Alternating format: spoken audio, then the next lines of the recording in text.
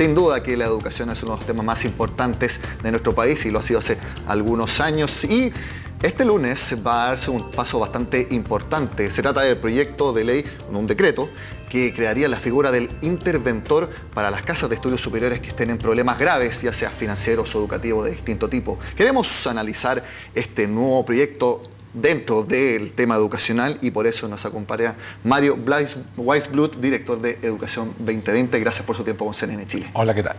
Mario, ¿cuál es su opinión de que ahora se pretenda desarrollar esta figura del interventor, que es un poco el paso previo al síndico de quiebras, que por ejemplo que lo que vemos ahora en la Universidad del Mar? Mira, en primer lugar, estamos felices en Educación 2020. El ministro Izaguirre nos recibió hace ya más de un mes. Nosotros le llevamos una serie de propuestas y le planteamos que la más urgente, no necesariamente la más importante, pero sí la más urgente reforma que había que mandar al Congreso, y estamos muy felices que lo haya hecho, sea precisamente esta.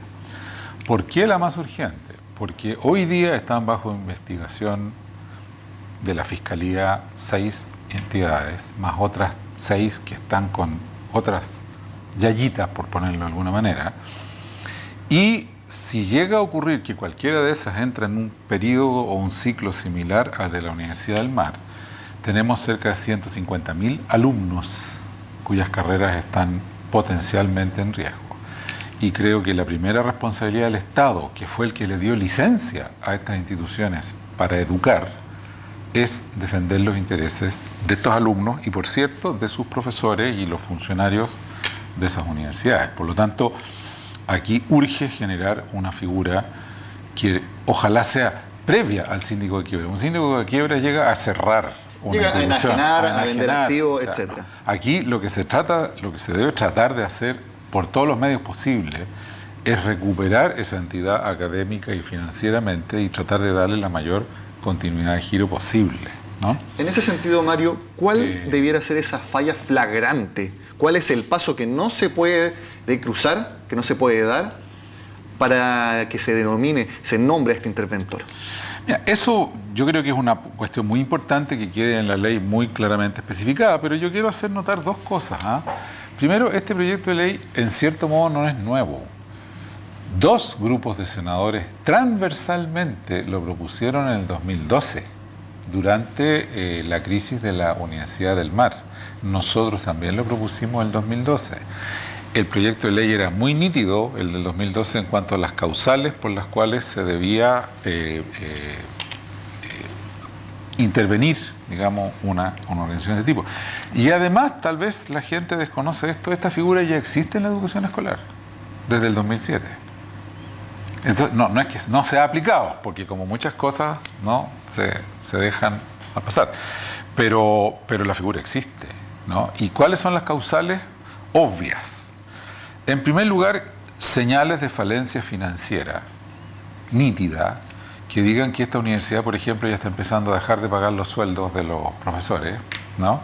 Que no está pagando a los proveedores, que está cerrando sedes y dejando botados alumnos, como está ocurriendo ahora en Chile, ¿no?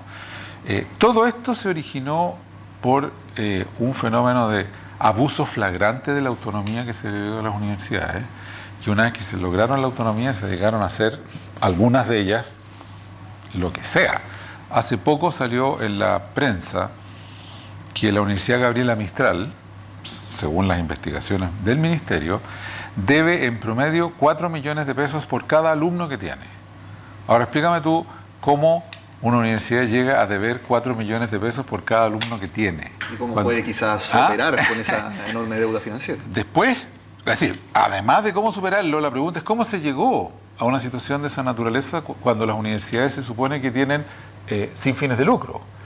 Y resulta que en los dictámenes de la Comisión Nacional de Acreditación es que tiene transacciones dudosas con empresas de los dueños de esa universidad. Entonces, aquí puede haber desde lo que podríamos llamar una quiebra dolosa, como fue el caso de la Universidad del Mar, en que no solo se violó la ley del lucro, sino que además le esquilmaste plata a la universidad hasta que la dejaste, ¿no?, exhausta, que ese es el caso nítido de la Universidad del Mar, a otros casos de falencia académica grave. Nosotros queremos que se pase una ley de acreditación mucho más dura que la que tenemos hoy, que sea absolutamente obligatoria para las universidades, institutos y para las carreras. Que la acreditación no sea solamente una posibilidad, que sea una obligación. Sino que sea una obligación. ¿Y qué es lo que vamos a hacer en el momento en que haya muchas carreras o universidades que empiecen a perder la acreditación? Por abandono y dejo académico, ¿me explico? Entonces Mario, puede ser por razones financieras o académicas. Mario, algunos de los críticos a la decisión de crear este interventor es precisamente eso. ¿Cómo se pueden establecer estas reglas claras? ¿Que habría un poco mucha autonomía o no habría criterios precisos para decir en qué momento sí se debe nombrar un interventor? ¿Es factible, ya sea por razones financieras o educativas, de llegar a criterios claros y que no dejen mayor margen de dudas? Mira, yo creo honestamente que no. ¿Es difícil? Sí, es difícil porque es una combinación de aspectos académicos y financieros, sedes que se empiezan a cerrar, carreras que se empiezan a cerrar. Tú no puedes establecer una regla de oro. Pero para eso la República tiene una entidad que se llama Consejo Nacional de Educación, que está formada con personas muy distinguidas, que son las que tienen el derecho a opinar sobre estas cosas. Precisamente el proyecto dice, ¿no?, que sea la Comisión Nacional de Educación Superior y el Mineduc en conjunto que digan hay que nombrar este interventor. Para eso el Estado generó un cuerpo plural de personas muy reputadas, que son las que van a tomar estas situaciones, que van a actuar entre comillas como un tribunal, ¿no es cierto? Y van a decidir, tal como un tribunal decide una quiebra de una empresa, ¿no es cierto? Un juez, ¿no? Si los elementos configuran la necesidad de una intervención. Y nos parece absolutamente sensato que sea así. No puedes nunca llegar a una lista de argumentos. Mira, si debe tanto plata, si ha cerrado solamente un 5% de las carreras, es imposible. Simplemente es el juicio sensato de un conjunto de especialistas que el Estado nombró en el Consejo Nacional de Educación. Si bien desde que este lunes la presidenta Michelle Bachelet firme el proyecto para este decreto del interventor, también aparte de las reglas claras, de las condiciones claras para que se diga que se tiene que nombrar a uno, también está el perfil. ¿Qué perfil debe tener este interventor? ¿Ser un experto en educación? ¿Ser un experto en gestión de empresas? ¿Un poco de ambos? ¿Saber de números? A mí me parece que el perfil es extraordinariamente claro. Si tú tomas cualquier exdecano, por decirte un ejemplo, de una gran facultad de Chile, de Ingeniería de la Chile, de Ingeniería de la Católica, o de Economía de la Universidad de Concepción, o sea, de alguna de las universidades del CRUCH, por decirlo de alguna manera, o un ex rector de alguna de esas universidades, esas son personas que han tenido que lidiar con la variante financiera y la variante académica de una universidad o de un instituto.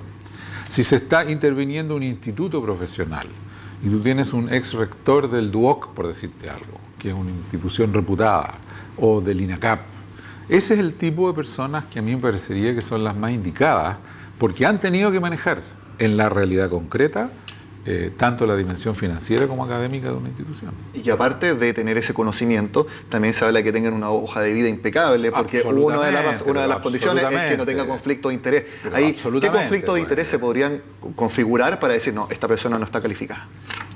Mira, lamentablemente el Estado chileno indujo e introdujo en Chile un sistema de competencia de mercado feroz en todo el sistema educativo. Por lo tanto, si tú vas a poner de interventor a alguien que tiene intereses claros en otra universidad que en cierto modo compite con esta otra por fondos de investigación, por alumnos, obviamente va a haber un conflicto de interés, obviamente. Pero ese tipo de conflicto de interés son las cosas que se tienen que transparentar. A ver, señor, vamos a poner a tal persona, este es su currículum, aquí está publicado en la web, ¿no es cierto? Y que sea absolutamente claro para los alumnos de esa universidad y para el público en general que no tiene conflicto de interés para ser el interventor de una organización de este tipo. ¿Qué se imagina? ¿Algún nombre? No voy a entrar a nombre, me parecería completamente enojoso, ¿no? Pero, por favor, toma cualquier ex rector de universidades del CRUCH, de las más prestigiosas del CRUCH, porque no todas son tan prestigiosas en el CRUCH, ¿no? Toma cualquier ex decano de una importante facultad. Hay facultades de la Universidad de Chile o la Católica que manejan más recursos financieros que una universidad completa de estas medio de baquelita, como decía el ministro. Cualquiera de esas personas, no voy a dar nombre, no me corresponde. Y este interventor que esté durante un tiempo prudente realizando su trabajo, que no sea algo rápido, tiene que dejarlo en la universidad. Tiene que tener el tiempo necesario para rescatar un desastre. Eso la universidad tiene que estar en un desastre. Exactamente, a ese nivel. Vamos a ponerlo así. No más o menos, no ahora, quizás. Pero ojalá se intervenga antes de lo que se hizo con la Universidad del Mar. O sea, cuando ya se intervino en la Universidad del Mar ya era muy tarde y ya tuvo que empezar a irse alumnos, decenas de miles de alumnos fueron afectados. O sea, ojalá la intervención sea cuando los signos del desastre sean más o menos evidentes, a juicio del Consejo Nacional de Educación. ¿Cómo ve la postura de las universidades, los centros de formación técnica, toda la institución de educación superior con respecto a esta figura? ¿Se imagina, por ejemplo, que algún rector diga, ¿saben qué? No me la puedo con esta universidad, ayúdenme? ¿O va a haber algo más evitémoslo absolutamente? Alejemos la posibilidad de cualquier intervención antes de ir ahí. Yo quiero creer que estamos entrando en un periodo en el cual, por cierto, la ley de acreditación es esencial. Esencial. La nueva ley que haya que pasar sobre acreditación. Porque yo quiero creer que vamos a estar entrando en un sistema en que vamos a tener instituciones serias. Todas. No algunas ahí medio cuestionables como obviamente las hemos tenido. El ideal del sistema es que no haya que recurrir a la figura de los interventores en el largo plazo. El problema es que estamos en un periodo de transición en que el abuso y la esquilmación que han hecho algunas instituciones obliga a la generación de esta figura. ¿Usted cree que es inevitable, por la situación en que está actualmente los planteles de educación, el hecho de que se llegue a esta solución? A ver. ¿Es algo inevitable? ¿Es algo que dice una realidad de cómo se maneja la universidad en nuestro país? A ver, esto ha sido el libertinaje más grotesco. Ha sido un libertinaje grotesco de algunas universidades. ¿Ya?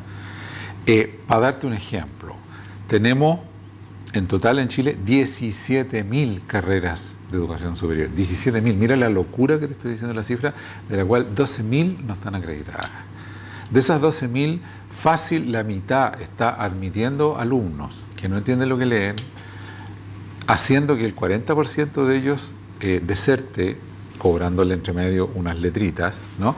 Esto es lo que tuvo 800.000 personas en la calle en el PIC en el año 2011, entendámoslo. O sea, no salieron en el año 2011 no salieron 800.000 anarquistas a la calle, salieron 800.000 damnificados en un día PIC, ¿ya?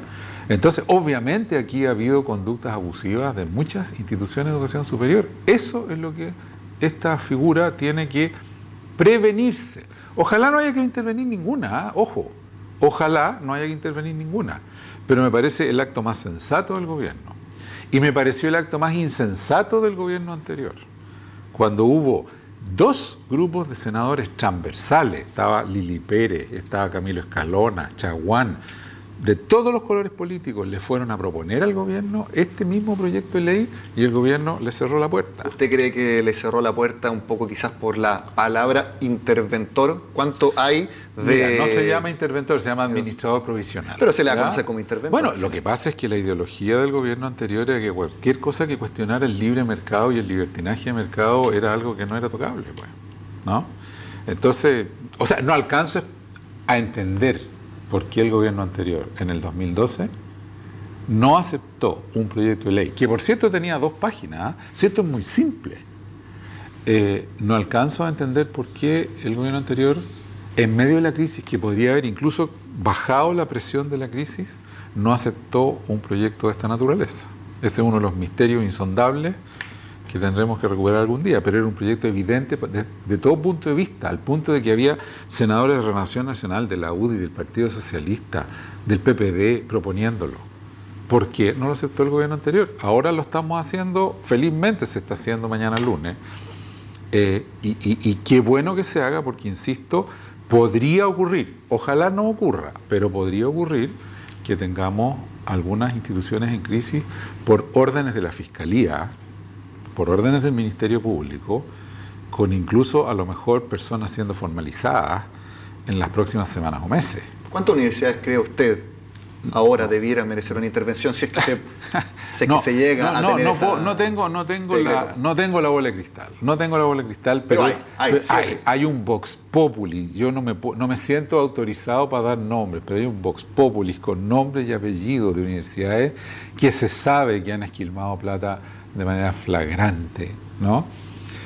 Y que tienen en riesgo su universidad. Entonces, ojalá que esto no ocurra, pero si tiene que ocurrir, tenemos ya el antibiótico, digamos, necesario. Conoceremos más detalles este lunes, cuando la presidenta Michelle Bachelet promulgue este decreto. Pero quisiera preguntarle, ¿qué le parece el timing?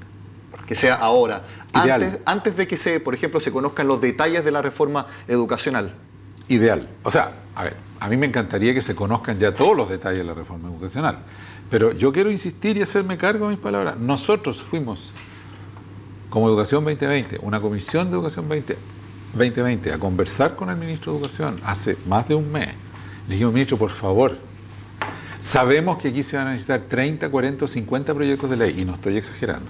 30, 40 o 50 proyectos de ley a lo largo de los próximos 4 años. Pero si hay uno que es urgente porque hay 150.000 alumnos en riesgo, es este. Por lo tanto, me parece lo más adecuado que parta con este proyecto. Puede ser un poco un bálsamo, un poco para moderar un poco la discusión. ¿Por qué se lo digo? Porque ahora se está discutiendo fuertemente la reforma tributaria, que es para generar, por sobre todas las cosas, mejoras y los fondos para las reformas educacionales. Y ya se ve una discusión bastante de trinchera, que están absolutamente a favor y absolutamente en contra. Mira. En ese sentido, viendo esa discusión, cómo se proyecta las discusiones para la mejora en educación? Por ejemplo, la del interventor y luego, posteriormente, la reforma más de fondo.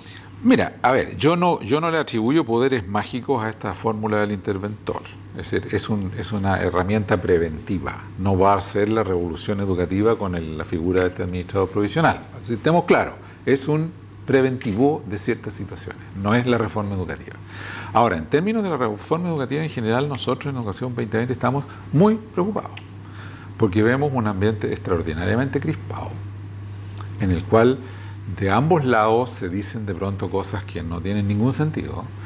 La reforma es una reforma, a nuestro juicio, enteramente razonable, el conjunto, el paquete de la reforma, pero hay gente que grita, no, es que aquí se va a estatizar todo, ¿no? Y otros que gritan que se quiere estatizar todo, cuando no es verdad.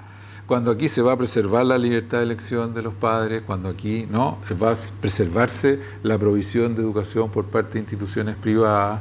Es decir, la reforma es, a nuestro juicio, honestamente, realmente sensata, pero el griterío ambiental, a mi juicio, es extraordinariamente peligroso. ¿Cómo cree la que crispación, digamos? Quisiera preguntarle, porque ¿cómo cree que va a ser el escenario cuando finalmente se entreguen todos los detalles de esta reforma educacional y se siga tramitando la reforma tributaria, reforma al sistema binominal? ¿Cómo se imagina discutiendo todos esos ámbitos al mismo tiempo? Yo leí una entrevista que le hicieron al ex senador Escalona ayer, creo, en la prensa, una gran página, y me pareció lo más sensato que leí.